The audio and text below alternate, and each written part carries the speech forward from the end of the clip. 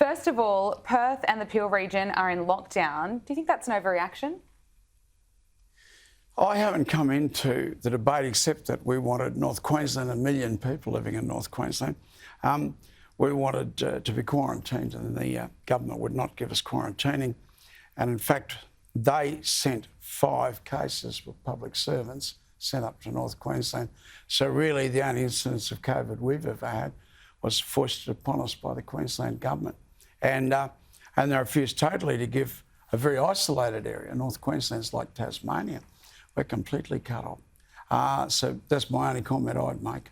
Okay, it's a tough time for everyone there. Businesses have to shut down, and of course, devastating for veterans who are going to march in the Anzac Day march tomorrow, and they can't do that. I got word this morning that only 5,000 people are allowed to march on Anzac Day, and there's 80,000 allowed to go to the football. If there are people in this state intending to vote for that government that made that decision, then they're not Australians. And you better look at yourself in the mirror and ask yourself, are you really an Australian?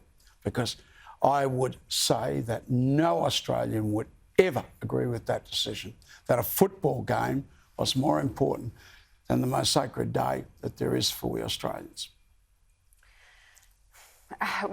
What do you think is going to happen? Do you think that some veterans may actually boycott the Anzac Day march because of how upsetting this has been for them?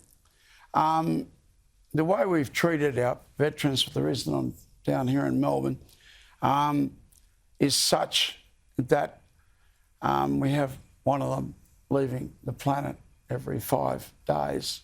Our first Australian peoples, some people use the word Aboriginal, our first Australian people, there is one of them leaving every 7 days. Our farmers and farm workers, there's one of them leaving us every 3 or 4 days. Now, the 3 groups of people that our country should most honour and respect is our first Australians, our soldiers, and our farmers that provide us with food. And they are the 3 groups of people that are being treated so abominably that they decide just to leave the world rather than be in it. So that's what I'm down here. I'm going to be out there and hold up my Australian flag for what it's worth, and join Heston Russell, who's done an absolutely marvellous job, and Jackie Lambie. And we organised this to force the government to have an inquiry. Well, we succeeded in forcing them to have the inquiry. I don't think they wanted an ugly anti-government demonstration today, and that was what was on originally. Do you think that's a huge relief for so many veterans and their family that this inquiry will go ahead? It is, and unfortunately, inquiries take the heat off. I mean, I wanted action, but all right, well, we got an inquiry. I suppose that's second best. But they have a very bad habit of resulting in nothing happening. We had the Fitzgerald inquiry in Queensland, which harmed government for generations, and 2 years later there were four ALP members of Parliament going to jail over corruption. So it didn't have any effect, not much. I also wanted to get your thoughts on the federal government's decision to tear up Victoria's Belt and Road deal with China. Was that the right call?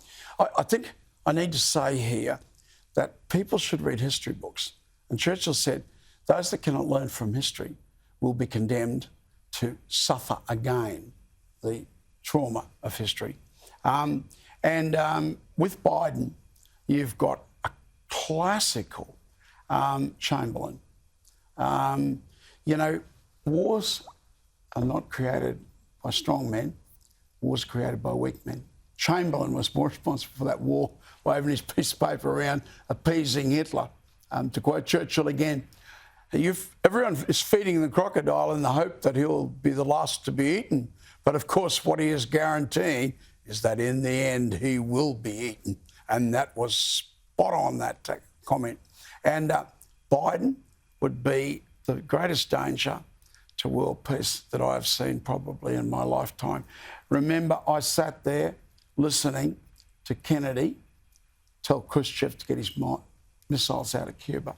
And my entire classroom at Mount Carmel College, we looked at each other, we knew it was on. But they were strong men. Strong men can afford to back down weak men can't. That's a big statement about Biden. It is a very serious statement about Biden, but the evidence just keeps rolling in on China's aggression and imperialism. It's not a communist government, it's an imperialist government. Look to, you know, the Portuguese and the British Empire to look for precedents here. But where those two groups did a lot of good things, I don't know there's a lot of good things coming out of China. Independent MP Bob Chinese Katter. government. Sorry, Chinese government. Not Chinese people. We love the Chinese people. Bob Katter, thank you so much for taking the time to come into the studio today. I appreciate it. God bless all the listeners. Great honour to be on your program.